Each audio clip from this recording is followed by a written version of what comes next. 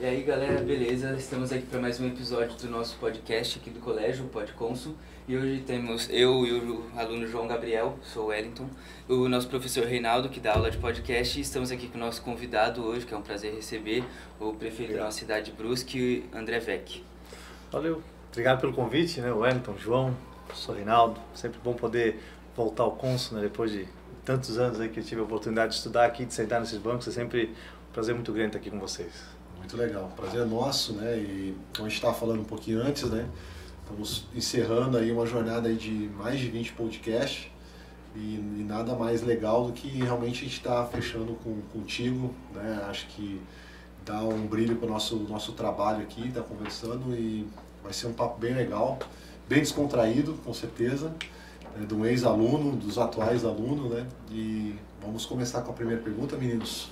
Manda a bola. Para começar, assim, a gente queria saber, assim, que prefeito e tal, como é que, o que foi a motivação, tipo, quando você percebeu que queria entrar no ramo da política, assim, tipo, se sentiu atraído? Se teve alguém que incentivou, que você mesmo sempre gostou, assim? Legal, assim que eu me formei aqui no Consul, eu fiz o vestibular para Educação Física, né? Então eu estudei 5 anos em Florianópolis, depois disso voltei a Brusque em 2011 aproximadamente, e eu voltei no mês de abril, então abril ninguém está contratando professor, eu fiz licenciatura, ninguém contratava professor, né? Tá todo mundo já empregado.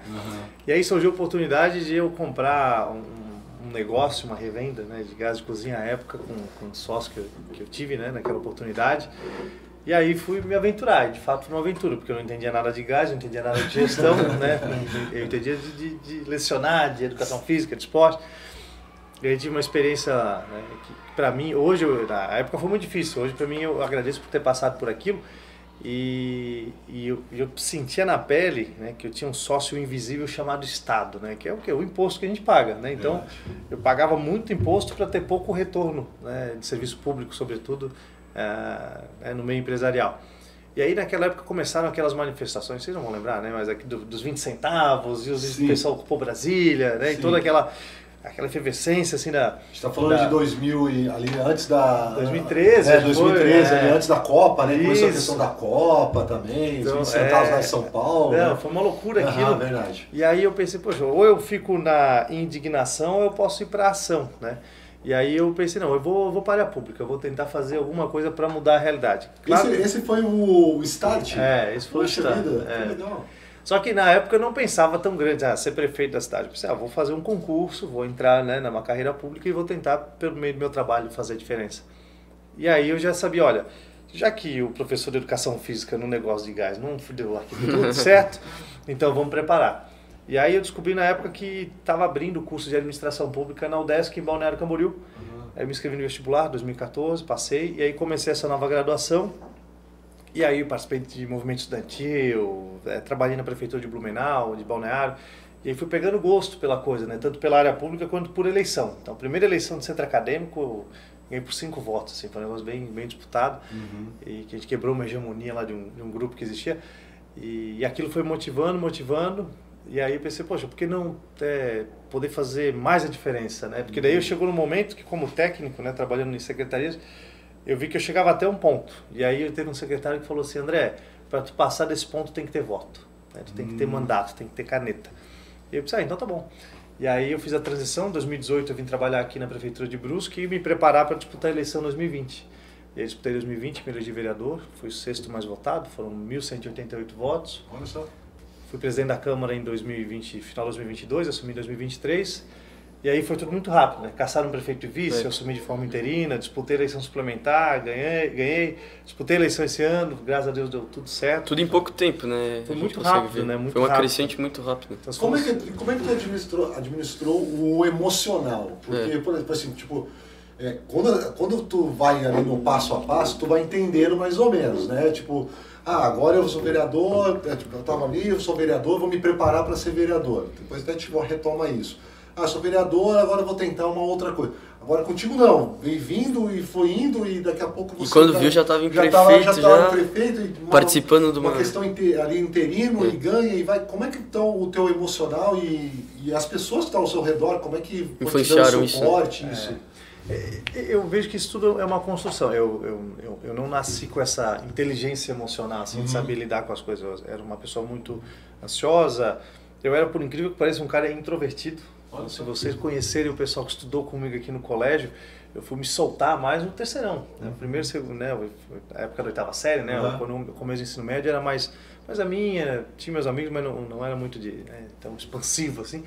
E aí, quando eu tive a minha experiência na empresa, foi algo muito desafiador, assim. E hoje a gente tem muito um preconceito, assim, né, de falar que teve insucesso, mas eu, na prática, eu quebrei naquela época, né? Certo. Então eu tive que lidar com perda do meu patrimônio, com uma situação muito difícil, de ficar endividado e tudo isso era um desgaste muito grande, só que aquilo vai te preparando, né? Aquilo vai criando uma casca que quando tu enfrenta situações até ruins, mas mais leves do que aquelas que eu já passei, a gente sabe lidar com isso, né? E no movimento estudantil também foi um grande laboratório, porque o movimento estudantil ele não é segredo para ninguém, a minha ideologia, né, mais à direita, mas ele sempre foi dominado pela esquerda, né? Sim. E uma esquerda muito mais radical, que expõe teu nome, expõe tua família, te ataca. Então, quando eu vim disputar a eleição aqui, por incrível que pareça, a eleição do movimento estudantil era muito mais difícil, assim, muito mais, era um canibalismo, assim, movimentado, muito mais agressivo até, né?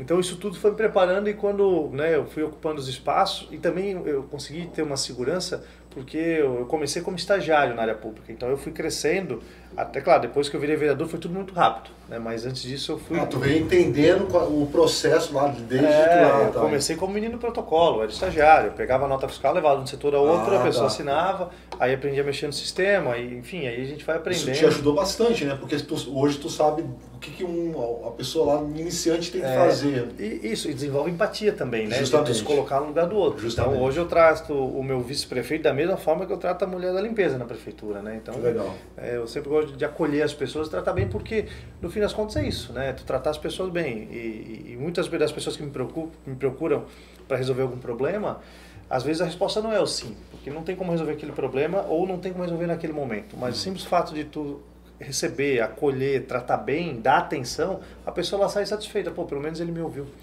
Mas voltando à pergunta inicial ali, então toda essa paulada que eu fui levando ao longo do tempo, assim, foi me preparando. Então, como eu sempre fui muito seguro, né, e hoje, né, graças a Deus, né, formei em administração pública, terminei esse ano meu mestrado, então é um tema que eu sempre estudo e modéstia à parte, eu domino muito, assim, da teoria e da prática, e soube montar também um time muito bom. Eu tenho um time hoje fantástico, o que me dá muita segurança. Hoje eu dou muita autonomia para o meu secretariado, porque eu sei que eu escolhi pessoas muito boas, muito técnicas. Então, minha secretária da saúde tem doutorado na área, por exemplo. Então, a gente montou um corpo muito qualificado, talvez um dos mais qualificados que já passou pela prefeitura, o que me deixa muito seguro das decisões que eu tomo, né? Essa equipe que a gente montou. Então, hoje, essa parte emocional, quando eu vou para o debate, falam da minha família, falam de mim, do meu passado, é algo que para mim é muito tranquilo. E, claro, a gente se prepara muito, né? Nessa eleição, por exemplo, dia de debate, eu ficava 3 horas treinando debate. Então, a maior baixaria do mundo, a minha equipe me preparava e me perguntava lá no treinamento. Então, quando chegava na hora do vamos ver, eu estava preparado para qualquer pergunta. Né? Então, foi E a família nisso tudo, como é que... A família sente mais, né? Porque a família não tem... Por exemplo, meu pai ficava muito sentido quando ele via um vídeo, né, desses fakes aí falando mal de mim. Imagina, que pai que não vai ficar. Claro. Aí eu falava para ele, não, fica tranquilo, que está tudo certo, né? Nos debates, as pessoas que assistiam assim do núcleo mais próximo ficavam mais nervosas do que eu no debate, né? Porque debate nada mais é do que 90% de entretenimento, né? A maioria das pessoas que assistem um debate, elas sabem que ela vai votar. Ela quer ver show, ela quer ver sangue. Hoje em dia tá até mais do que era antes. Né? Ela vai pra ver, ele vê o debate pra ver briga, ver trocação. Hoje tá mais, foge um tem pouco os likes, né? Tem essas coisas, né? O cara quer corte, o cara quer dar lacrada e quem tu vai falar depois, o outro vai falar depois, não interessa. O que importa é o lacre que sobe lá pra rede. Foge muito do que era antes, tipo, apresentar a proposta, por aí vai, ideais da pessoa e etc. Né? E aí e debate é estratégia também, né? Então tem a estratégia do tempo, por exemplo, quem pergunta primeiro, o outro adversário vai responder por último, então a palavra final é dele e ele tem mais tempo para responder. Então tu tens que falar de proposta, tu tens que entrar no emocional do teu adversário, também. Né? E claro, tu tens que dar show às vezes, né? Então, eu fiz o show, né? Enfim, a gente liga um pouco pro modo Pablo Marçal às vezes, assim, entendi. Mas não pode ser a diretriz foco, principal, né? Mas tu tem que saber equilibrar, porque a galera quer ver isso no fim das contas, né? Mas então, assim, nesse vamos dizer assim, ascensão meteórica, vamos chamar assim, né? Que foi muito rápido, tu conseguiu lidar bem, não teve momento de falar assim, pensar, tipo, em largar a mão, assim? Se perguntar pra minha esposa, eu tô casado há 3 anos, ela testemunha, eu não perdi uma noite de sono desde que eu entrei na política. Eu durmo muito bem, muito bem. Inclusive, se perguntar pra mim assim, André, emocionalmente, qual foi a tua eleição mais difícil? Foi a da presidência da Câmara. Porque são menos votos, são 15 vereadores, eu preciso de 8. Só que a gente faz a seguinte conta, não pode ser só 8 para ter a maioria, tem que ter 9, porque o 8º voto, a chance de um trair é muito grande. Entendi. Né? Porque envolve muita coisa a presidência da Câmara, né? E eu fui contra a máquina, contra o prefeito à época, né? Então, e aquela eleição, então, era todo dia ligando para todo mundo, tamo junto, né? Tamo junto, pra ver se ninguém fugia. Garantir, o cara também, 2 horas sem me responder no WhatsApp, e ele já foi pro outro lado e vai atrás. E aí era o dia da eleição, o outro grupo que estava na presidência antes de mim prorrogou a data, então era mais uma semana de sofrimento. Aquela foi bem difícil, difícil. Não que as outras foram fáceis, nenhuma foi, mas emocionalmente aquela foi muito mais difícil, porque uma coisa é, bom, eu tenho 98 mil eleitores em Brusque, eu me elegi com 27 na primeira, né? Então sei de, sei lá, 1/3 para garantir uma eleição segura, né? Tudo bem, são mais de 30 mil votos, mas é no atacado, né? Agora, quando a minha eleição de presidente da Câmara, eu tenho meu voto e eu tenho 14, então é muito mais difícil ali. Sim. E o voto vale muito, né? Sim. Mas deu tudo certo. Mas a questão da sua primeira eleição ali, na questão interina, como é que você... Vereador, né? Como tipo vereador, qual foi a tua proposta para o 6º mais votado na tua primeira eleição? Isso é uma questão também importante de se colocar, né? Porque normalmente, se você não é tão conhecido, tu ali meio que vai... Qual foi o teu carro-chefe? Porque a gente vai chegar ali, nós abordar alguns assuntos, que talvez seja até a sua proposta. Qual foi para você se colocar, né, uma pessoa muito nova, entrando nessa carreira, né, vereador, que tem a sua importância administrativa? Como é que foi o teu pleito? Como é que tu mostrou para a população para ser o 6º mais votado? Eu fiz, quando eu estava ainda durante a graduação da administração pública, eu fiz uma pós-graduação em comunicação eleitoral e marketing político. Olha só. Aqui mesmo? Eu fiz EAD. Fiz a distância porque não, eu já tinha graduação. Justamente, são aperfeiçoamentos, né? Isso. E aí eu fiz todo um planejamento. Então, eu estudei todos os candidatos de 2016, a proposta de cada um dos vereadores eleitos, e aí eu fui procurar algo que se encaixasse com o meu perfil, né, que eu sempre trabalhei numa abordagem mais técnica, né, de administração pública, com uma pegada liberal do sentido econômico, assim, né? Então, defendendo empreendedorismo, a liberdade econômica, a transparência.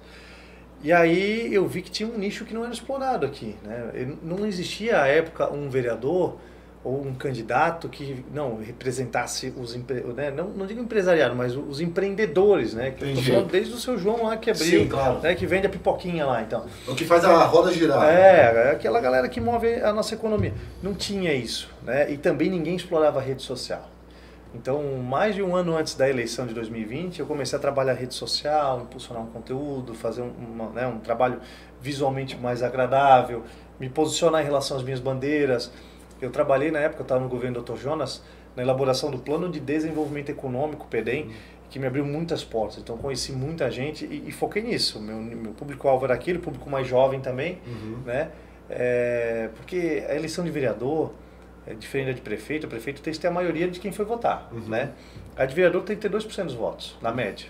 Então, de 1.500 votos, te elege. Então, não precisa agradar todo mundo, tu tem que ter um foco, né? Então, eu foquei nisso. E eu sempre usei uma abordagem para valorizar o meu currículo, a minha formação, que eu falo o seguinte: olha, gente, quando você está doente, você procura um médico, né? Quando você tem um problema na justiça, você vai procurar um advogado. Quando você vai construir uma casa, procurar um arquiteto, um engenheiro. Então, por que para definir quem vai escolher o futuro da cidade, que vai impactar na sua vida e da sua família, você vai escolher qualquer pessoa? Claro. Então, por isso está aqui o meu currículo, né? Então, entrega você antigo, currículo junto, está aqui, me contrata para ser teu representante na Câmara por 4 anos. E deu muito certo, né? Deu muito certo. Eu também não era tão conhecido assim. Claro que a minha família me ajudou muito, né? Minha família era mais conhecida, mas eu, pessoalmente, o pessoal não me conhecia tanto. E aí a gente conseguiu fazer esse trabalho e deu tudo certo. Então teve muita estratégia, assim, né? Foi tudo muito pensado, planejado. Claro, eu também não ia explorar um nicho que eu não me sentisse confortável, que não tivesse identidade com aquilo, né? Então eu consegui achar um nicho que para mim era muito agradável transitar e que ninguém explorava, né? Eu acredito que a questão ali de trabalhar redes sociais hoje em dia seja muito importante, né? Porque a gente vê a crescente no que tange a tecnologia e eu acho que isso ajuda muito a pessoa ela ter um engajamento tanto dentro da rede social quanto fora. Então eu acho muito interessante trabalhar essa imagem rede social e etc. E assim, João, a rede social permitiu, né, que pessoas como nós aqui, meros mortais, né, pudéssemos atingir públicos que antes a gente não conseguiria. Vamos falar do ponto de vista da política por causa do poder econômico. Né? Eu não sou de família rica, né? Minha família é uma família simples, assim, tem uma condição de vida legal, mas ninguém é rico na minha família não. Então assim, como é que eu vou disputar contra um grande figurão que está no 5º mandato de vereador, que tem base, com um monte de carro comissionado e dinheiro, estrutura? Como é que eu vou competir com esse cara? Né? É rede social, cara, é rede social. Então eu gastava na época R$100 por mês de impulsionamento e aí tu vai criando identidade, né? Porque eleição, as pessoas às vezes elas perdem a eleição ou se frustram com o resultado delas porque elas deixam para fazer campanha só no período eleitoral. Né? E eleição é reputação.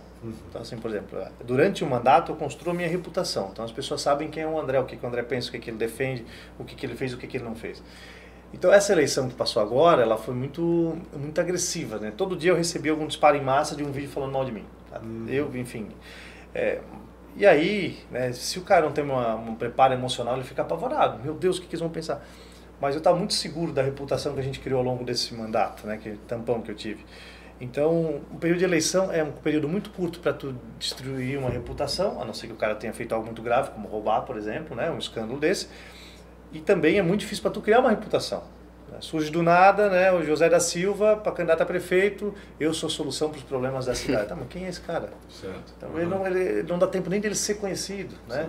Então, a eleição, cara, quer ser, por exemplo, quem quer ser candidato em 2024 já tem que começar a se preparar agora. Não digo de se ir pra rua, pedir voto, em festa de igreja, abraçar todo mundo. Estratégias que tu fez. Pode começar a ter a constância, né? E ter pauta muito definida também, principalmente para vereador, né? Para vereador não adianta. Eu sou o André da saúde, da educação, do esporte e da agricultura. Não, não tem como. 1, 2 bandeiras no máximo, porque senão quem quer ser tudo não é nada, né? E tu tens que ter vínculo com isso. Eu sou o André da educação. Tá, mas tu é professor? Não. Tá, mas tu tens relacionamento com os professores? Não. Tá, mas o que tem a ver com a educação? Não, mas eu luto pela educação. Então, hoje em dia, o eleitor está muito mais esclarecido, né? Hoje em dia, com a internet... Mas, perfeito. Mas eu acho que muito, assim, pela sua... O que me chama muita atenção é a questão da tua preocupação técnica, né? Porque eu acho que a maioria que vem com essa disparada, né? Eu sou tudo, né? É igual aquele advogado, tá lá na porta do advogado, sou civil, criminal, penal... Agradar todo mundo, né? Mas fala, poxa, não dá, né? Igual o médico, você chega lá, eu sou oftalmo, gastro, eu sou tudo. É muito complicado, mas acho que a tua formação técnica te ajuda muito, porque assim, eu sou isso, e isso é uma parte importante de um todo, né? Então, se você tiver vários especialistas, você tem quase um... né? Você tem um hospital com vários especialistas, você tem um centro completo clínico. Sim. No seu caso, eu acho que muito isso. Tu vai para uma área e dá tecnicidade nisso, isso facilita também, né? Para a pessoa entender, ele está assim porque ele é especialista nisso, nisso, aquilo. Né? Então, é uma parte importante. Não resolve tudo, mas é uma parte muito importante da sociedade. Né? E no fim das contas, que a população quer saber de resultado. Claro. Então, por que a gente vinha de uma escola política, assim, e que não era exclusividade de Brusque, que era o seguinte... Não, o João é um baita de um cabo eleitoral, né? Ou o pai dele é um grande cabo eleitoral meu, então eu vou botar o João de secretário de esporte. Né? No fim das contas, o João até poderia fazer um bom trabalho, ou não, né? Mas essa questão de botar na secretaria alguém só porque ela te traz voto, e se o trabalho dele não der um bom resultado, tira os votos que se ele traz X, ele tira 2X. Interessante. Então a gente mudou essa realidade, a gente virou a chave hoje da forma de fazer política na cidade. Por exemplo, vou falar a saúde. A saúde é um caso que, quando eu assumi a prefeitura, tinha um secretário de saúde que saiu para ser candidato a vice-prefeito, um direito dele, e aí não tinha ninguém para eu colocar no lugar. E aí fui atrás de currículo, falar com os empresários e tudo mais. E claro, veio gente assim, não, André, bota esse cara aqui, ele é médico, ele ajuda com um monte de voto, ele é parceiro dessa entidade, daquilo, isso. Eu falei, não, cara, porque assim, o médico, ele pode ser o melhor médico do mundo. Não quer dizer que ele é um bom gestor da saúde. Claro. Exatamente. A política da saúde é muito mais ampla do que, certeza. né? Então a gente tem que saber separar as coisas. E aí chegou o currículo da Thaís, que é a minha secretária de saúde. Já foi gente comunitária de saúde, ou seja, conhece a base do SUS, né? Enfermeira de formação, mestrado no Albert Einstein, doutorado em gestão, um currículo assim fantástico, mas era de fora. E aí vem a decisão, né? E aí um grupo meu, né, me apoiava, falava, André, o pessoal de Brusque é bairrista, não sei o que e tal. fiz uma entrevista com ela, disse, olha, eu quero focar na atenção básica, na UBS, que está lá no bairro. Os hospitais não vão manter a parceria, mas eu quero investir nisso. E era a visão dela. E aí eu banquei. Falei, não, vou botar essa mulher aqui. Em 1 ano de trabalho dela, e da equipe que ela montou comigo lá, 1 ano de trabalho, nós tínhamos 34 equipes da Estratégia da Saúde da Família, que compõem um médico, um enfermeiro, um técnico de enfermagem, comunitário de saúde, 34. Hoje são 67, ou seja, nós, por uma, né, a gente dobrou o número de médicos. Então, das UBSs que nós temos aí são 27, em 20 delas eu ampliei o horário, 16 das 7 às 19, 4 delas das 7 da manhã às 10 da noite, abrindo sábado.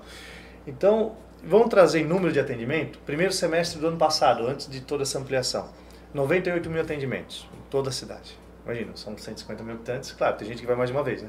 98 atendimentos. Primeiro semestre desse ano, 142 mil atendimentos, ou seja, 44 mil atendimentos a mais com essa ampliação. O PA da Santa Terezinha, lá na frente da Unifeb, que estava 12 anos de obra, inauguramos 24 horas, 7 dias por semana. Politicamente, talvez a Thaís me deu só o voto dela, porque ela não era conhecida, ela não era daqui. Mas o impacto que a gente fez na saúde da cidade, eu falo com tranquilidade que a gente ganhou muito voto por causa da realidade da saúde da cidade. Que tem problemas, claro que tem, sempre vai ter. Sim, claro. O SUS, ele tem 1 milhão de defeitos, apesar de ser o melhor programa de saúde que existe no mundo, assim, né? Mas está muito melhor do que estava, com certeza está. Então, assim, é a conta que a gente fez, né? Eu posso botar o cara que tem voto, por exemplo, posso botar um cara que foi candidato a vereador como secretário? Até posso, se ele for bom de serviço me entregar, mas eu não posso colocá-lo só por ter voto. Entendi. Esse é o maior erro que as pessoas cometem. Não é teu crivo de seleção, né? E a gente tem uma equipe muito técnica, né? Então, tem dado... Isso é muito legal, porque o Brasil é conhecido por falta de pessoas que pensam de forma técnica, de analisar currículo. Todo mundo quer um bom médico, todo mundo quer um bom dentista. Qual que é o bom dentista? Que tem um currículo. Né? Ninguém pega um dentista porque é só amigo do seu colega lá. Então, realmente, a questão da política ser técnico, eu acho que falta. E essa formação, acho que é muito importante, né? Mas tem uma outra pergunta legal que o pessoal colocou. Pode perguntar, Wellington, que é para a gente começar também uma outra parte, voltada mais para os jovens e educação também. Tipo assim, como é que os jovens podem se envolver mais nas políticas, tipo, aqui na cidade? Tipo, como é que os jovens podem se envolver mais em projetos sociais e, tipo, até na área do esporte ali também? Olha, a gente tem hoje, quando a gente fala se envolver e contribuir de alguma forma para a cidade, não necessariamente precisa ser vinculado à prefeitura, né? Nós temos, assim, diversas entidades aí, nas mais variadas áreas, né? A gente tem a AMA na questão do autismo, né? A gente tem lá... A PAIA, né? A Escola a gente tem o pessoal lá que... Pernas Solidárias, que trabalha corrida com os cadeirantes, então sim. E tem uma série de projetos bacanas que se tu tem um tempo livre, tu pode ir lá e dar tua contribuição e que é muito legal, né? Dentro da prefeitura nós temos os conselhos de políticas públicas, que eles são compostos, vamos lá, Conselho Municipal da Juventude, por exemplo. Tem algumas cadeiras que são indicadas pelo prefeito, tem a cadeira da Secretaria de Saúde, uma da Educação, uma do Gabinete do Prefeito, e algumas cadeiras que são indicadas por N entidades, até colégio, né? Em alguns conselhos participam. E aí, esses conselhos, eles discutem políticas públicas, né? Então, vamos chamar o secretário de tal pasta para saber o que está sendo feito, né, para espaços de lazer nos bairros, né? Vamos levar uma sugestão. Então, o Conselho de Política Pública é um espaço que muitas vezes é pouco utilizado, com exceção dos principais, assim, que são... Porque tu tem um conselho que ele é consultivo, literalmente, ou seja, ele opina, mas ele não manda nada, a prefeitura faz o que quer. E tu tens os deliberativos, por exemplo, o Conselho Municipal de Saúde, ele delibera, ele aprova as contas, ele, né, pode vetar algum convênio, alguma parceria, ele tem poder de decisão. E esses que todo mundo quer participar. Os outros, infelizmente, são um pouco soltos. Por exemplo, o Conselho Municipal da Juventude, pouca gente participa. Pouca gente participa. Às vezes não tem reunião porque não tem quórum, né? E são momentos, né, e instrumentos importantes de política pública, né? Porque como é que eu vou pensar política pública para os jovens sem conversar com vocês? Né? Saber o que vocês pensam, o que vocês vivem na cidade. Vocês têm uma visão diferente da minha, por exemplo, né? Apesar de ser tão velho, né? Mas são visões distintas. Então a gente precisa estar ouvindo o usuário da política pública e que muitas vezes ele tem a solução do problema, né? Ele tem... Ou dar um insight, né? Então, eu não vi isso aí, né? Poxa, por dar uma ideia. A questão, nós temos aqui o programa da ONU, né? Que a gente estamos, né, conversando contigo antes, nós estamos indo para Oxford fazer a discussão, né? Então a pessoa pergunta, discute o quê? Discute problemas internacionais que também afetam o Brasil, das diversas áreas. Tu olha para a ONU, né? São chamadas de simulações no modelo das Nações Unidas, as MUN. Então você discute tudo. E por que existe isso? é um evento que acontece desde 1917, nem existia a ONU, era a Liga das Nações, mas quando, pós Primeira Guerra Mundial, o mundo se expandindo como países, vários países surgindo, tinha carência de profissionais da área das relações internacionais, embaixadores, diplomatas e cônsules e tudo mais. Então eles criaram esse evento, sai lá de Oxford e vai para Harvard.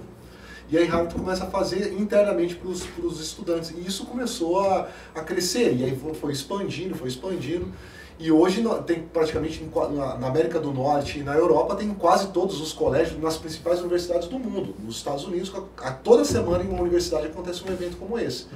Então nós participamos, por exemplo, Harvard, são 4.000 estudantes de mais de 100 países diferentes. Nós estamos indo para Oxford, são vários países diferentes. Discutir o quê? Discutir política. O que eles têm que fazer lá? Representam países, né? Nós vamos representar o Reino Unido, em diversos comitês, a Organização Mundial da Saúde, a Comissão contra Tráfico, nós vamos, Conselho de Segurança, a Suprema Corte Internacional. Tem um problema e o que eles têm que fazer? Solucionar um problema. E para solucionar um problema você tem que conversar, formar blocos políticos, e aí eles têm que conversar com os outros embaixadores, né, que eles são diplomatas, para escrever um documento, e esse documento com as melhores soluções é aprovado em assembleia. Acontece, nós tivemos na ONU ano passado, prefeito, e nós ganhamos um prêmio entre os 300 colégios do mundo, dentro da plenária das Nações Unidas, dentro da Assembleia Geral, nós estávamos na primeira fileira.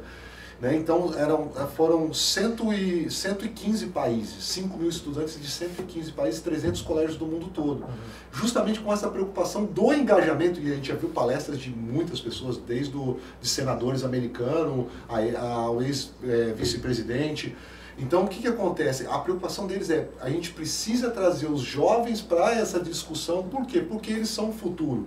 Eles distante, nós não temos um futuro, porque você é um futuro, né? Você era um estudante que se engajou lá no centro acadêmico, foi vindo, foi participando da discussão e chegou ao prefeito. Então, essa questão dessa discussão dos jovens. Então, eu falo muito para eles nas minhas aulas, gente, vocês têm que participar de uma forma ou de outra.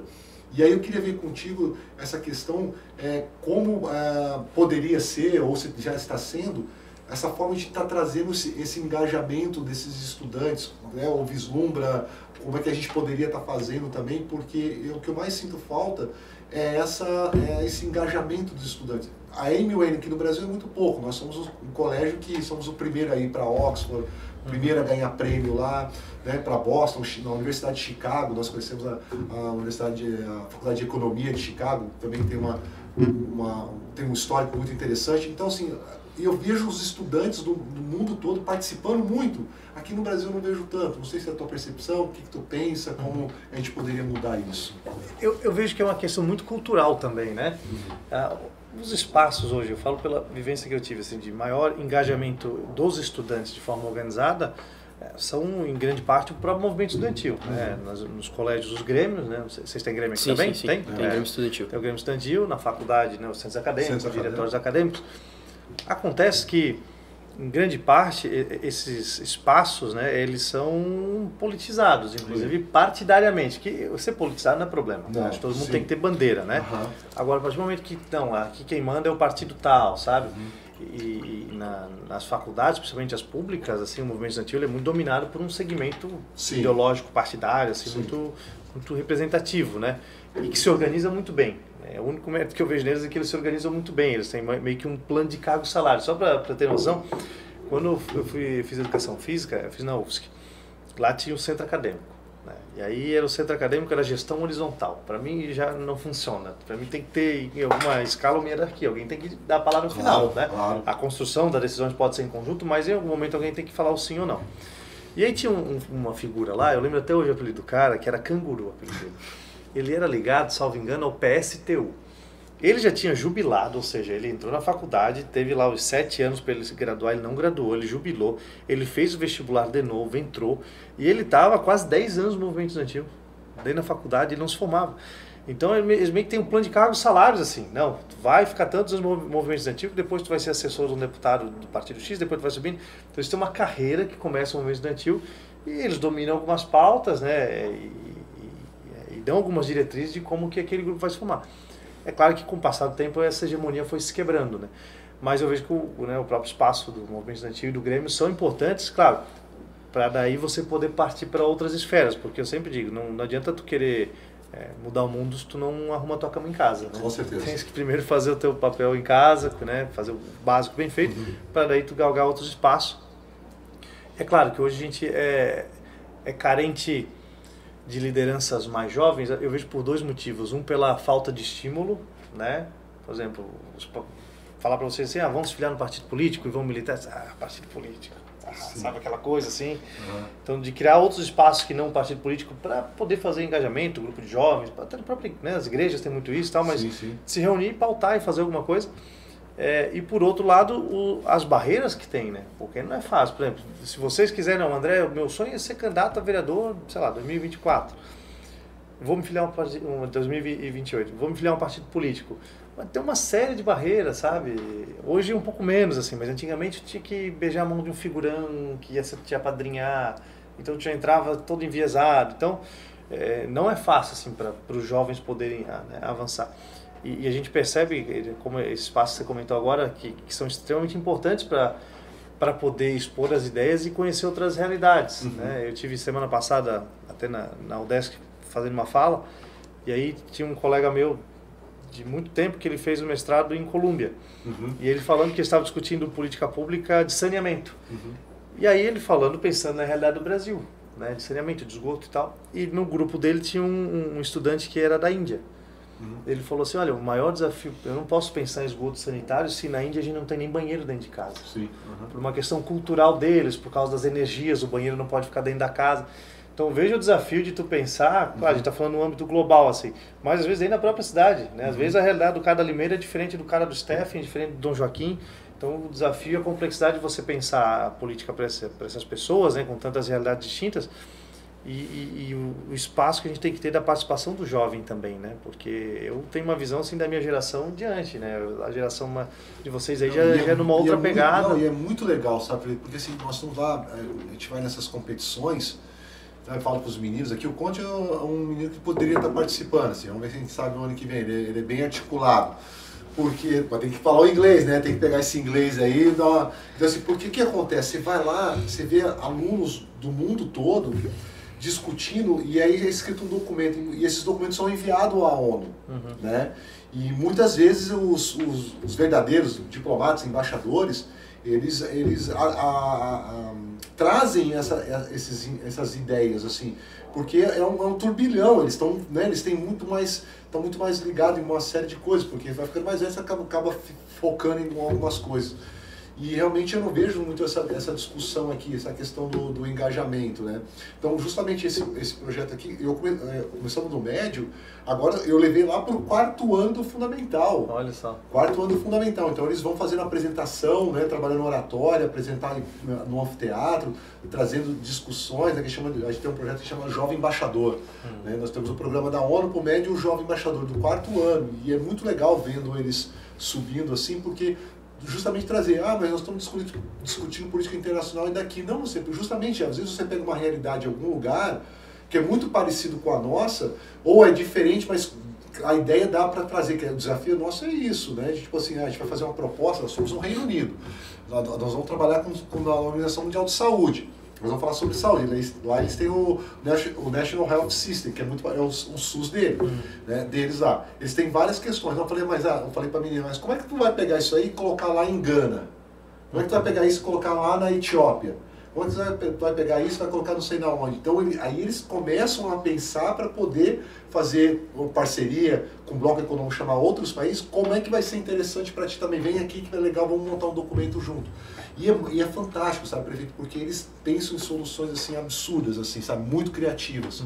Então essa questão que tu traz, assim, essa mensagem, eu acho muito legal, sabe, tem muitos espaços e a questão da adesão, mas também a questão da dificuldade né, de essas atividades burocráticas que acaba impedindo eles também, né? E o desafio também que a gente tem, aí eu falo na educação como um todo, e eu fui ter clareza disso quando fui fazer administração pública, que é o desenvolvimento também das soft skills, né? Não adianta o cara ser o melhor técnico do mundo se ele não souber se comunicar, se ele não souber vender a ideia dele, se ele não souber se relacionar com as outras pessoas, ter inteligência emocional.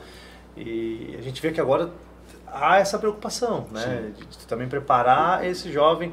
Até a gente teve recentemente a formação de alguns professores na questão do empreendedorismo, que a gente tem trabalhado na rede pública também. E aí eu falei, eu sempre me perguntei, sempre assim, desde que eu me formei, como é que eu formo me formo no ensino médio sabendo a fórmula de Bhaskara e eu não sei quanto eu pago no juro do cartão de crédito, né? E claro, aí quando a gente vai falar de educação financeira, ela é muito mais emocional, né? Por exemplo, pode ser o melhor cara das planilhas. Não, eu sei quanto eu pago no cheque especial, sei quanto que eu pago no cartão de crédito, tem tudo planilhado, quanto que eu recebo, quanto que eu gasto, tem tudo organizado. Mas eu não tenho a inteligência emocional de passar na frente da loja e ver aquilo, putz, essa calça aí, cara, nem preciso tanto, mas eu vou entrar e comprar. Então, tem questões que são muito mais assim, o emocional, o comportamental, do que a parte técnica propriamente, né? É isso que a gente precisa desenvolver, ainda mais num universo em que, desde novo, as crianças estão muito apegadas a telas, né?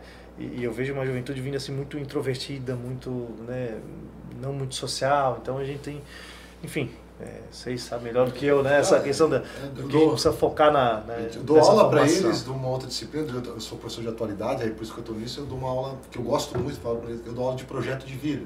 Poxa, que legal. Só que o projeto de vida meu é muito voltado para a neurociência. Eu trabalho com a economia comportamental, que é isso mesmo que tu traz, né? Do Kahneman principalmente e tantos outros, da Ariely. Eu trabalho vários autores para justamente compreender justamente a forma como nós nos comportamos diante de algumas situações.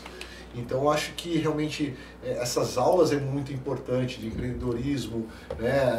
Entender como funciona. Eu estava falando numa outra sala, a questão dos juros, a questão do imposto, porque nós somos muito passivos, porque nós compramos a água, tu vai nos Estados Unidos, vai na Europa, tá, a garrafa d'água tá $1. Ok, aí ele chega no caixa, passa, $1,20. Ué, mas tava $1? Não, 20 centavos é imposto. Ali ele percebe.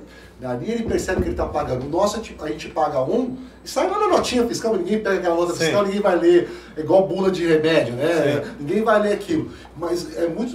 Para mim, eu estava falando isso, discutindo em sala de aula isso. Para mim seria muito interessante, seria um grande passo, se na prateleira lá a pessoa pegar o feijão lá, o assalariado, pegar o feijão lá, poxa, tá R$3 aqui, 4, 5, tá, a compra dele do meu deu R$300, ele chega lá, deu 450, mas não deu 300, né? Então 150 é imposto. Aí ele saberia fazer a conta. Entende? Aí isso causaria o quê? Poxa vida, R$150, nossa, R$150 eu compraria metade do que eu tô levando aqui. Justamente. Ou seja, aí você estimula a pessoa a pensar e não é questão de ficar revoltado, muito pelo contrário, é entender e valorizar o dinheiro.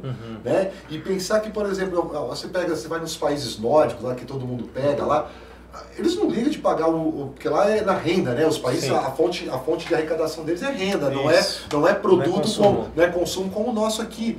Aí eu mostro para eles as taxas, mas você acha que eles se importam de pagar? É porque volta, né? Porque volta vai voltar para eles. Volta em serviço. Lá, as pessoas chegam lá e falam assim, nossa, poxa, eu pago aqui minha renda, né? Eu ganho X e pago 40% de renda. Às vezes chega a 49% em alguns países. Nossa, eu ganho 1 milhão e pago 500 mil. Mas vai voltar em serviço. Aí tu tem um bom colégio, né? Como o seu Otto estava falando para ti ali antes, ali, que ele foi visitar alguns países ali.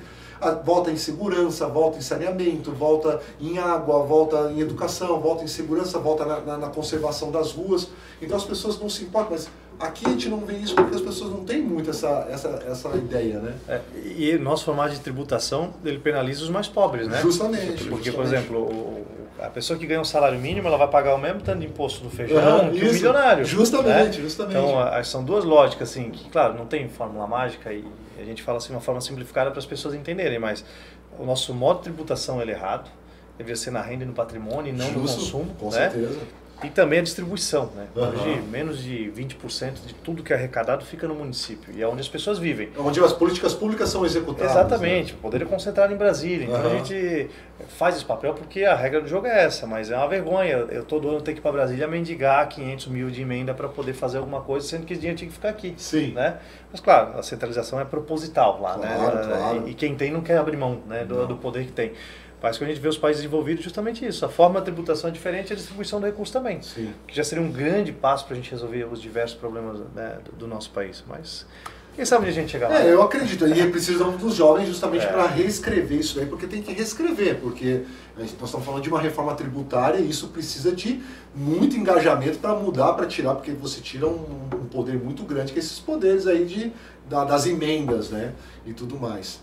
Seguimos ali então com a outra questão? Então, falasse ali sobre a situação de hoje, a gente vê muito questão de jovens introvertidos, e a gente vê que o Reinaldo ele trabalha muito isso na ONU, de articulação, a pessoa saber conversar, se comunicar.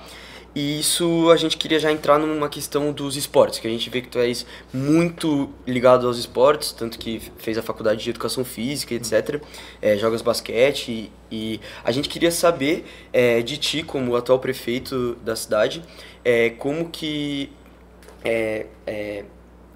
vai mexer no que tange a quadras, esportes aqui na nossa cidade, e como que tu achas que isso impacta na juventude e na sociedade de hoje em dia? Boa. Vamos falar de política pública do esporte, então, né? Aliás, quando eu estudei aqui no Consul, eu estudei, na época, eu jogava xadrez. Sim. Ele era um bom xadrista, né? O Barroco, ele tanto... Meu Deus, ele queria te ver. Nossa, um jogador de xadrez. Barroco falou, Falou muito ali. E aí eu lembro que eu ganhei uma final de jogos escolares de um aluno do Consul. Eu estudava lá na Limeira, na Augusta Dutra. E aí o Luciano Mafra, eu conheci ele naquela oportunidade, vamos, e aí ele conseguiu uma bolsa para mim. Eu estudei o ensino médio todo aqui como bolsista, e tenho tanto isso que eu tenho um carinho, uma gratidão muito grande aqui pelo colégio, né? E aí depois disso, né, eu jogava xadrez, mas jogava basquete também. E eu gostava de basquete porque era coletivo. E o xadrez, tem partida que demora 5 horas, cara, 5 horas, né? Mas na época eu gostava, hoje eu não teria mais essa paciência. E aí, né, eu sempre competi os dois ali. E foi isso que me motivou a fazer educação física e tudo mais. Hoje, na frente da prefeitura, eu vejo que o esporte, ele de fato, a gente tem que avançar muito. Tanto é que a gente tem hoje duas modalidades que disputam rendimento a nível nacional, assim, com destaque, que é o vôlei feminino e o basquete masculino, né?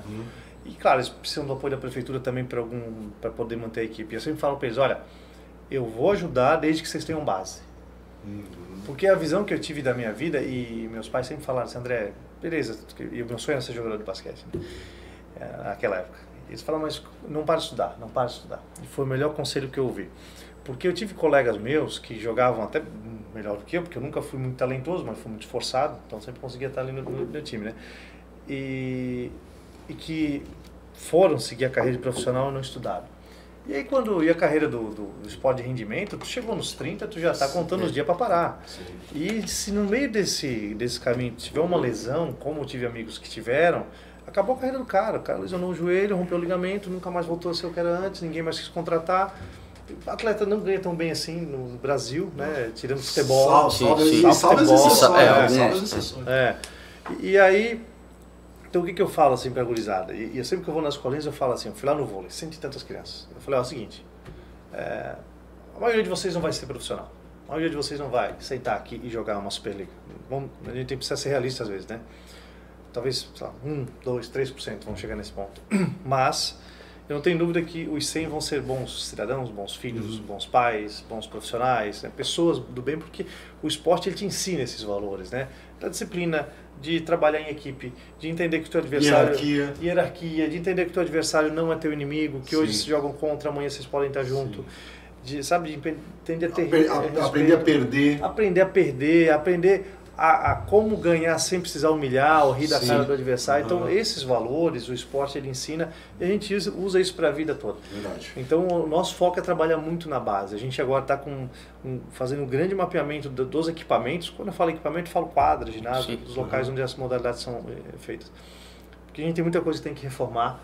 A gente, esse ano que vem a gente vai investir 1,5 milhão a mais no esporte, é 30% a mais do orçamento desse ano. Então a gente está investindo, a gente vai aumentar 30% por ano, porque ano que vem eu quero trazer o Molesc estadual para cá, em 26 os Joguinhos Abertos para cá, em 27 os Jogos Abertos de Santa Catarina para cá. Que Brusque é o berço de Jogos Abertos, então a gente tem que voltar a ter esse protagonismo. Então, a gente está fazendo isso, de novo, com planejamento, para e passo, para poder fazer as coisas bem feitas. Em paralelo a isso, focar na base. Então, modalidades, quer competir, beleza, mas eu quero escolinha, eu quero que a criançada esteja... Né, porque se está na escolinha, está fazendo alguma atividade extracurricular... Não está na rua. Esporte ou até outra coisa, pode ser música, qualquer outra coisa. Não está na rua, não está aprontando, não está fazendo coisa errada. Então, essa é a nossa visão. Então, o esporte é saúde, esporte é questão social, né? É educação também, porque claro. Né, acaba aprendendo. Então, a gente está fazendo todo esse levantamento em paralelo, porque nem tudo é rendimento, nem tudo é competição. Eu sou, agora depois da eleição, menos, né? Mas eu sou um usuário da Praça Centenária na frente da Prefeitura. Eu jogo basquete com a gurizada lá, o streetball com a turma lá. Há um tempinho que eu não vou, até. Eu tava mais pesado, aí eu sentia muito joelho, sabe? Depois que eu jogava, agora emagreceu um pouquinho. E aí, a nossa ideia, a gente tá mapeando algumas áreas nos bairros, sobretudo, para ter esses equipamentos nos bairros, entendeu? Para o cara lá da Limeira, pô, se ele quiser ir depois da aula, ele vai ter lá uma quadra, ele vai ter lá um espaço para ele poder recriar e estar com os amigos e tudo mais. Então a ideia é a gente se tem uso, eles cuidam também, né? Isso. Esse pertencente, né? E aí a nossa ideia é fazer a construção junto com eles. Isso, né? muito legal, muito legal. Eles não podem acordar e ter uma quadra lá. Justamente. Né? Às vezes a demanda da gurizada, não, pô, aqui não é basquete, cara, aqui é a galera do futebol, pá, então vamos botar 2 traves. Ó, aqui é o skate, então a gente tem que também... entender a demanda daquele local. Isso, e jogar a responsabilidade para cima deles. Olha, a gente vai construir agora, se quebrar tudo aqui, aí é com vocês. Né? Perfeito. A prefeitura vai, em um momento, ter que fazer a reforma. Porque... Mas dá um senso de responsabilidade. Responsabilidade, né? E ajudar, porque assim, não é só tu não vandalizar, é tu cuidar e denunciar quem vandaliza. Justamente, também, né? Porque a gente sabe que é uma minoria mal intencionada, né? E a gente tem que cuidar para esses caras não irem lá quebrar. Então, ali no basquete a gente teve algumas conversas com a turma lá, né? Então, e eles pegam muito. Então, eles mudaram o aro, eles fizeram a redinha de ferro lá e tudo. Então, tudo eles que fazem, eles cuidam muito, né? Falam, galera, não rasga a tela, isso aqui é de vocês, todo mundo paga por isso aqui, né? Claro, claro. Então, a gente tá aos pouquinhos assim conseguindo evoluir, né? Mas o esporte é uma área que a gente quer avançar muito, não só no rendimento, mas também como lazer, né? Sim. Isso é muito importante, né? Inclusive, falando de tela hoje, eu fiz uma pesquisa com eles aí de uso de tela, né? Inclusive tem acho que eu posso perguntar para ti também, prefeito, se me permite. Eu fui mostrando para eles a questão de tela, vários países do mundo, desde o relatório da Unesco, banindo o uso do celular nos colégios, né? Eu mostrei para eles uma série de artigos científicos de todos os espectros, né? De várias universidades. Nós tivemos na Universidade de Chicago e na Universidade de Boston agora em janeiro, nós visitamos lá os centros clínicos lá e tal. E mostrando o quanto é prejudicial o uso excessivo. Não estou falando porque o celular traz outros benefícios, né? E nós fizemos um levantamento e tal, e entrou no mês de outubro no Legislativo Federal essa proposta de banir o celular, a não ser para fins pedagógicos, né? A exceção para fins pedagógicos. É uma questão, usar como instrumento de trabalho e não como uma dispersão. E mostrando várias pesquisas que tem a ver com o uso de tela relacionado à depressão, né, a questão da amnésia digital, a questão da sociabilidade, a questão do cyberbullying e várias outras questões. Aí queria ver contigo o que tu pensa em relação a isso, né, que o uso de tela realmente é muito grande, que tu vê a questão da educação, porque aí tá falando do esporte. Gente, praticar esporte é importante. O esporte você não tem como estar usando tela, né, porque a questão da interação tem que sair, fazer uma atividade física, que cada vez menos você vê atividade física e mais o uso de tela, né? Então, esses centros é muito legal, porque, vou deixar meu filho na rua, é perigoso? Eu concordo, apesar de Brusque ser uma cidade muito tranquila, né? Já ganhou até prêmio de cidade mais segura e tal. Mas, enfim, você tem essas questões. Tendo esses centros aí é muito interessante porque você leva a gurizada para lá. Em relação à questão da educação, essas questões que você tem, a questão da tela, a questão do esporte, como é que tu pensa isso? Eu vejo assim, a tela, se bem utilizada, é uma ferramenta fantástica, né? Fantástica, né? E por outro lado, a gente vê assim que quando super utilizada, né? Eu vejo casos assim, às vezes tu vai num restaurante, em algum lugar, a criança dá o tablet para ela. Ó. Sim, cara. E não vou julgar, porque daqui a pouco pode ser comigo. Assim, pô, tô numa reunião extremamente importante, a gente tá conversando, daquele momento eu não consigo dar atenção, tá? Pega. Agora, a partir do momento que tu condiciona a criança, né, de que, não, tu berrou, tu vai ganhar tela, né? Enfim, é sempre uma linha tênue, né? Uhum. Eu tenho um sobrinho, ele tem 4, 5 anos agora, e ele já fala algumas palavrinhas em inglês porque ele gosta de ver o YouTube lá, né, o personagemzinho lá que fala português, ele gosta daquilo. Uhum. Então eu acho que nesse ponto é positivo, assim, né, para a criançada. Agora, dentro da sala de aula é muito difícil você ter o controle disso, né? Eu não sei, o professor está ensinando, primeiro que eu acho super desrespeitoso, né? O professor está ensinando, o aluno está aqui, né? A não ser que seja algo, não, gente, pega o seu celular para ver aqui. Então eu confesso que vejo com bons olhos, assim, até porque a gente tem que se basear sempre na ciência, né? Uma decisão, toda decisão técnica ela é política no sentido do impacto que vai ter. Agora, se os estudos falam que isso é prejudicial, né? Então acho que a gente tem que seguir numa linha de que, olha, é radical tirar, mas se é a medida, né? A gente começa a ver também alguns municípios como Sobral e tal, que tem bons desempenho no IDEB, tem municípios que têm um controle maior sobre esse uso das telas, né? Então, peraí, a gente está falando não só de uma forma empírica, mas também muitos países ter mostrado, né? Um aluno que teve nos Estados Unidos, a gente está falando dos Estados Unidos, que normalmente é muito liberal em muitas coisas, e ele esteve em Dallas, lá era proibido o uso do celular. E o que eles faziam? Não tinha celular, o que eles faziam mais? Conversavam com o outro e praticavam mais esporte. Sim. Praticavam mais esporte. Sim. Então então atividade física também tem a ver, porque estou aqui na terra, não vou fazer, e não vou fazer aquilo. E os resultados vêm aumentando assim consideravelmente em relação à questão da tela, porque a questão da tela também tem a ver com a questão do sedentarismo também, né? A questão de a pessoa fica na tela, ela não faz mais nada, né? Então o esporte também tem que chamar a galera para fazer esporte também, né? Acho que tem uma coisa que tá ligada, galera, deixa o seu celular aí, vem jogar, né? Vem fazer.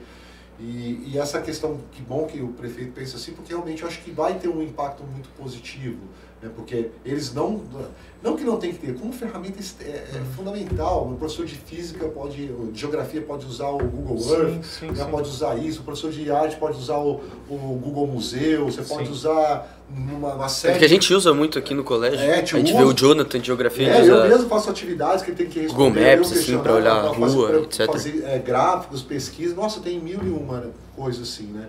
Então eu tenho muito a ver, eu acho que a questão da adesão do esporte tem muito a ver também com a questão do celular. Isso também vem no relatório da Unesco, né? Sim. Porque a pessoa fica mais sedentária, ela fica mais preguiçosa, não dorme bem. A gente estava falando muito da questão do dormir bem, né? Sim, sim. E o aumento da obesidade infantil também, justo, disparando, isso, né? Né? E a gente, na educação física, aprende isso, né? Tu pode até perder um dia de treino, né? Mas não pode pular uma refeição e nem perder a noite de sono. Que é tão importante quanto o próprio treino. Não adianta ir lá se matar na academia e tu não te alimentar correto e tu não dormir. A questão do sono hoje é muito importante, né? E aí, Wellington, mais uma? Manda mais uma aí. Mais uma, tipo assim, quais investimentos tem, assim, tipo, investimento e projeto, assim, que tem em mente já mais pra frente em relação à educação, assim, infraestrutura de escolas públicas e até em ginásios das escolas também?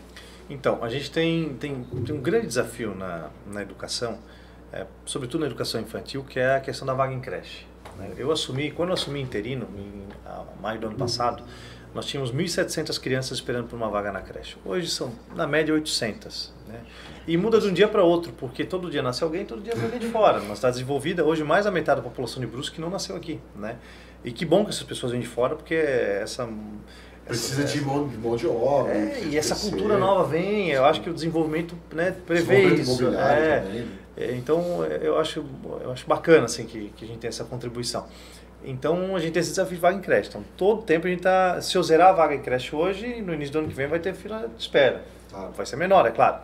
Então, a gente tem esse grande desafio, que a gente avança como? Construindo creche própria, comprando vaga em creche, né, de creches particulares, e fazendo parceria com as empresas também. Então, o que acontece? Hoje, a maior reclamação das empresas é que não tem mão de obra qualificada. Então, eles contratam sem qualificação, preparam o cara, quando ele está bom, por R$100 ele troca para outro emprego. Então, hoje a gente já tem 2 casos, que é na FIP e na Irmãos Fischer, né? Que a creche ela é municipal, mas ela é dentro da empresa. toda a estrutura física, luz, água, energia, tudo é a empresa que banca, que mantém. E a prefeitura entra com os professores, com alimentação, com uniforme, toda a parte pedagógica é com a gente. A gente reduz muito o nosso custo.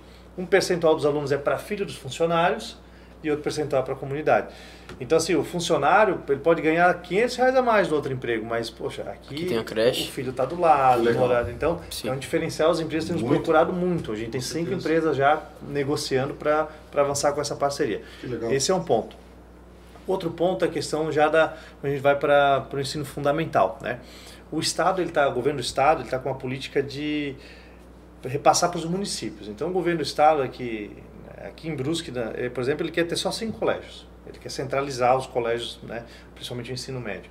Aí nós tivemos ano passado uma discussão que o governo do Estado quis passar o Padre Lux, ali na Rua Nova Trento, que é estadual, para o município. E aí tem alguns desafios, né? Por um lado, a gente tem grandes avanços. A alimentação, modéstia à parte, do município é muito melhor que a alimentação do Estado. Né? A gente consegue dar uma atenção melhor porque a gente está aqui. Certo. Né?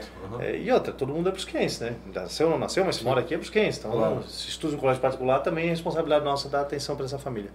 Só que acontece, o nosso IDEB na média, a gente teve IDEB 8,4, se não me engano, uma das 10 melhores do estado, né? É do município, né? José Vieira Corte. E aí eu pego um IDEB de 3,5 do estado. Né? Então, o desafio também de tu absorver isso, e tu não consegue mudar de 3,5 para 7 em pouco tempo. Né? Claro. Então, são uma série de desafios, e eu falo isso por que essa transição?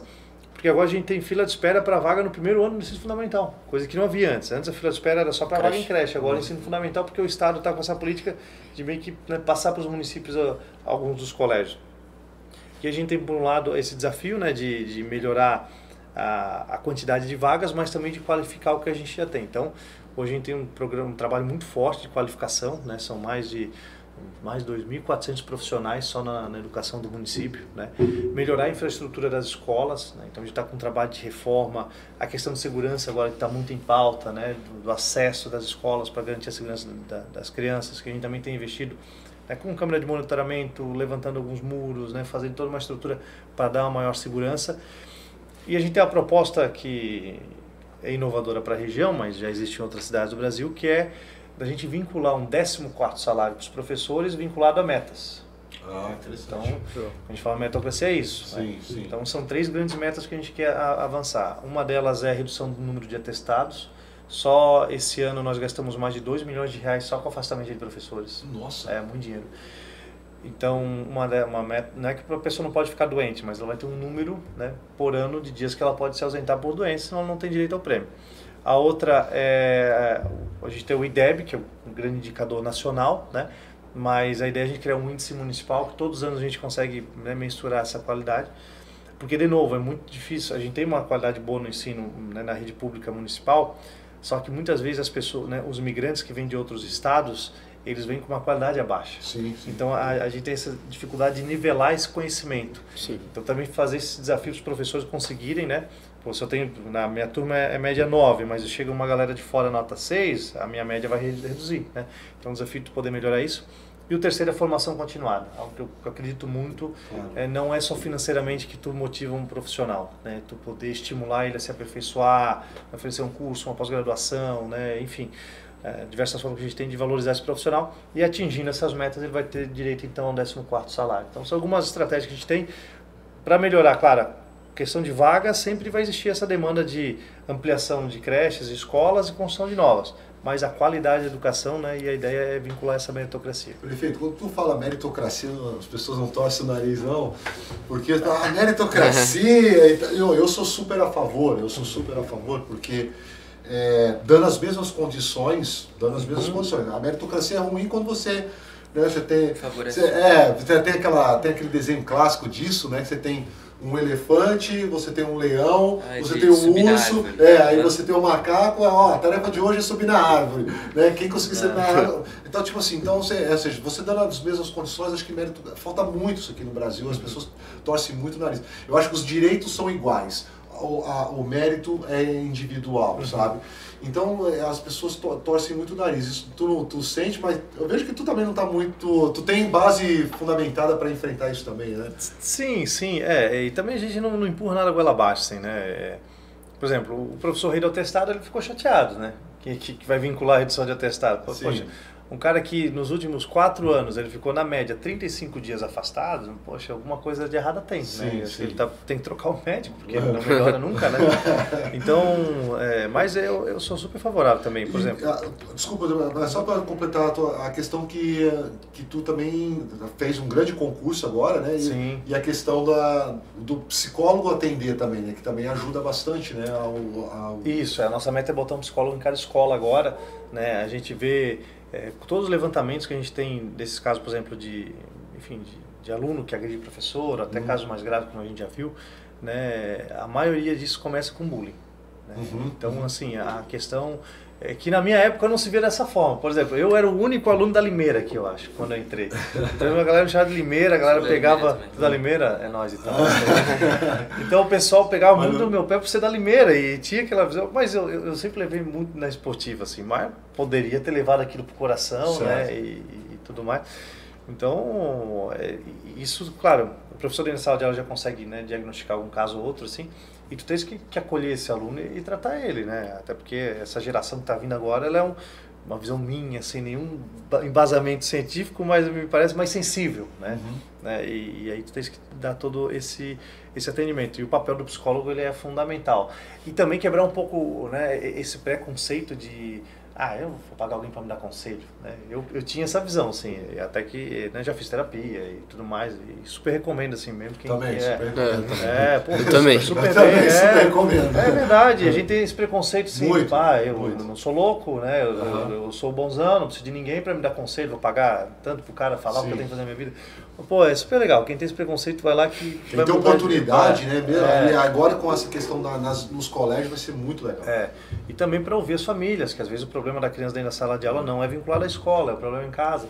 E aí a gente tem um outro grande divisor de águas aí, que tem quem ama e tem quem não ama, que é a escola cívico-militar. Né? Que as pessoas acham que a criança vai entrar e vai ganhar um fuzil. Não é. Na verdade, nós temos 4 hoje no município, né? As crianças, eles não interferem dentro da sala de aula, eles só entram quando o professor chama, então a parte pedagógica não tem zero interferência, mas resgata a questão da disciplina, dos valores, né? Não só da questão do patriotismo, mas de respeitar os professores, respeitar os pais em casa. E eles fazem um trabalho muito bacana nesse diagnóstico, né? Então, a gente né, criança, por exemplo, o professor chega lá pro agente cívico, né, que são militares da reserva, e fala assim, pô, esse aluno ele não está rendendo, esse aluno ele está chegando meio estranho. E o militar vai na casa, né? E pô, é um militar chegando na casa.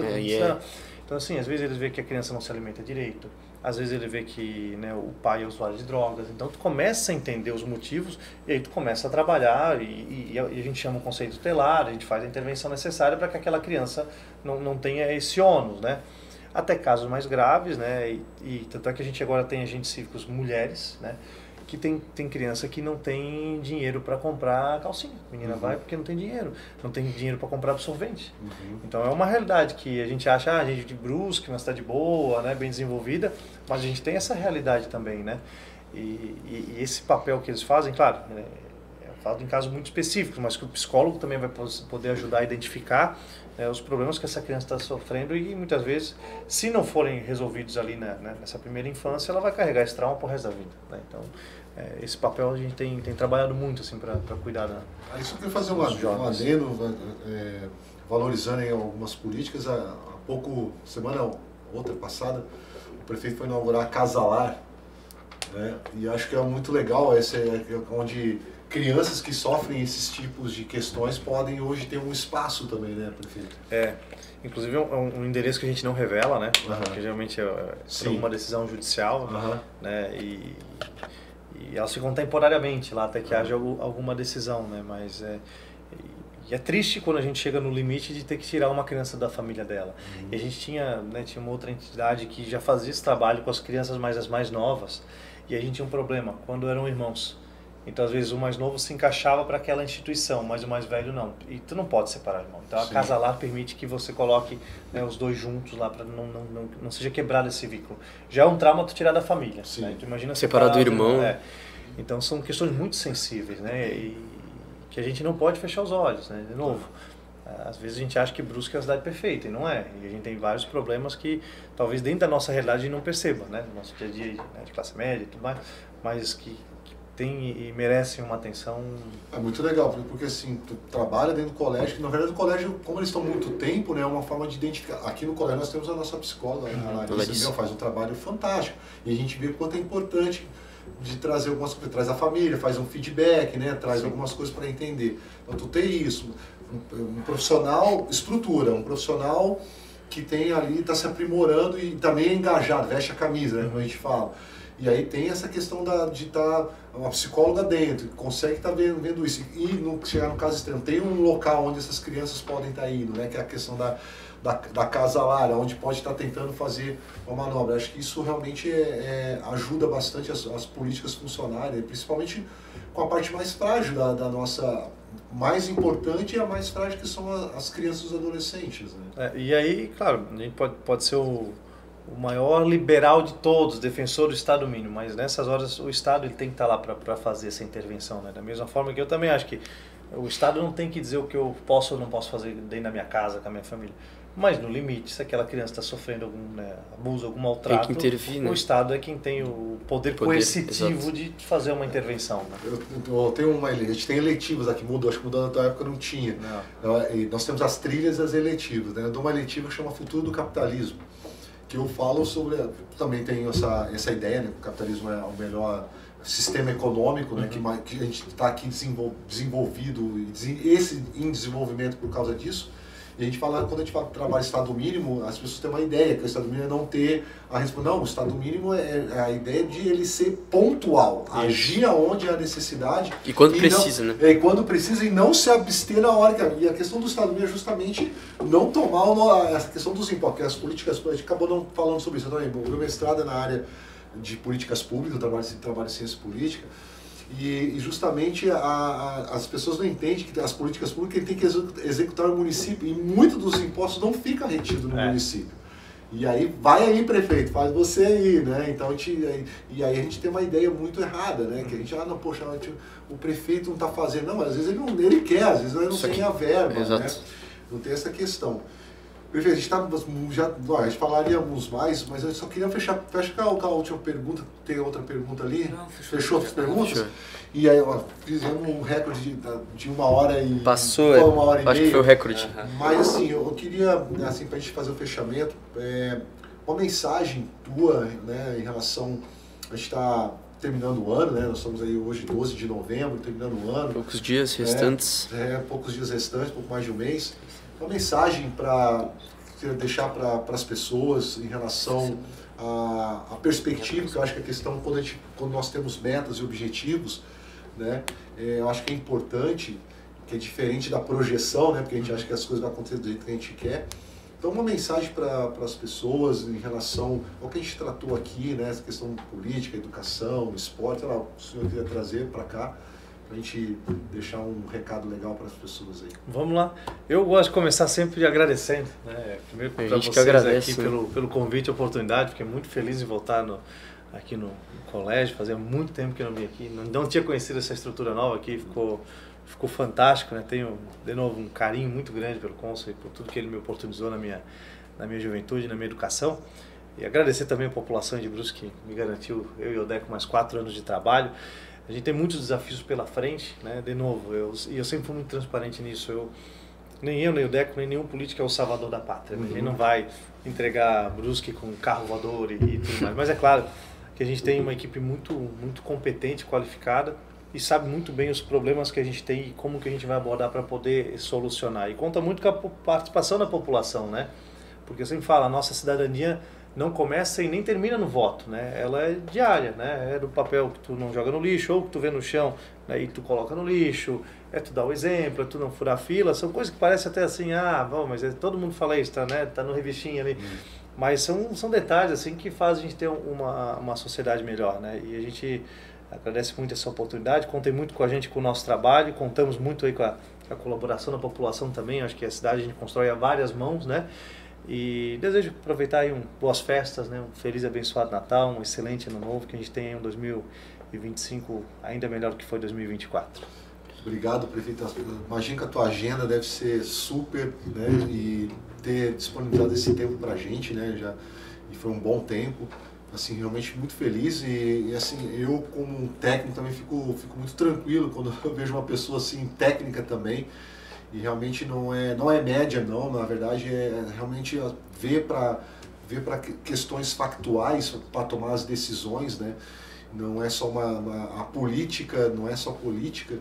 Então realmente essa ideia de estar fazendo um podcast é trazer esses pontos de vista, como a gente trabalhou o ano todo, né, neurologista, psicólogo, nós trouxemos várias vezes para discutir uma série de questões, transtornos e síndrome de Down, autismo, inclusão, falamos de moda, falamos de um monte de coisa, então realmente é uma questão, a gente pensa esse programa aqui como um serviço público, né, e trazer uma pessoa como prefeito, a figura do prefeito aqui, justamente para mostrar que é importante a gente estar olhando para essas questões com muito carinho, né? Olhar ali um pedágio, não é, meu Deus, não, vai não, né? Tipo, não, vai parar, nossa, vai fazer isso. Não, mas muito pelo contrário.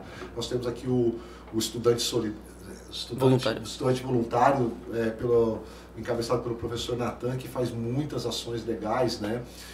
Em escolas públicas também. Nós temos aqui assim, somos privilegiados por ter uma instituição como essa, uma estrutura como essa, uma sala como essa, mas aqui eu posso dizer que mesmo estando aqui nesse conforto, nós somos muito preocupados com o nosso entorno ao nosso redor. Nós temos essa preocupação, como o prefeito estudou aqui, se preocupando com outras questões, então os estudantes também, tem vários trabalhos também, então queria de coração agradecer pela sua vinda, disponibilizar esse tempo, né?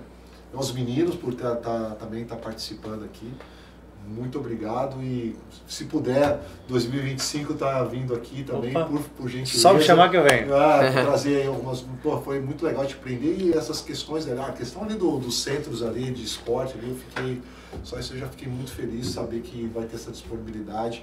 O pessoal não precisa ficar só no celular, né? Jogar basquete pelo celular, pode jogar skate pelo celular, pode brincar, né? Sim. Certo, meninos? Faz o encerramento com vocês, então. Então, a gente queria agradecer principalmente ao André pela disponibilidade, por ter participado do último Podconso do ano. Foi um ano que a gente, pelo menos foi a minha primeira vez fazendo o podcast. Me ajudou muito como desenvolvimento ao aluno, agradecer ao Reinaldo também.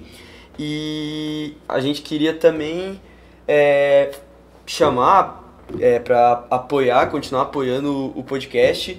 E ficar ligado também nas redes sociais do André, porque a gente vê que ele é muito ativo lá, então, para ver o que está acontecendo. E agradecer a todo mundo que assistiu até o final. Foi um prazer gigante e obrigado. Valeu!